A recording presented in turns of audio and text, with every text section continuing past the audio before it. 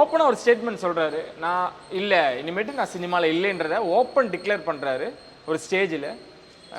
எல்லாருமே அழுதிங்களா? அது அது அது எல்லாருமே ரொம்ப எல்லாருமே சைலண்ட்டாக இருந்தோம். அவர் ஏன் இப்படி பேசுகிறாரு, அது உண்மையாக இருந்தாலும் அதை சொல்ல வேண்டாமே தளபதி, அது இருந்துட்டு போட்டோம், நீங்கள் சொல்ல வேண்டான்னும் போது நம்மளுக்கு ரொம்ப கஷ்டமாகவே இருந்தது.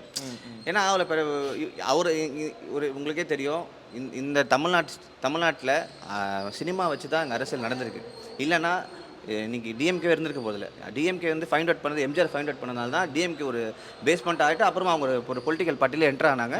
ரெண்டாவது எம்ஜிஆருக்கு அப்புறமா எம்ஜிஆரை வந்து அவங்க தட்டி விட்ட அப்புறமா கூட திரும்பி வந்து எம்ஜிஆர் வந்து ப்ரூவ் பண்ணார், சினிமா வந்து ஒரு பயங்கரமான பவர்னு அவர் ப்ரூவ் பண்ணார். அகெயின் திரும்பி சிஎம் ஆகிட்டு 2 டைம் சிஎம் ஆகிட்டு ப்ரூவ் பண்ணார்.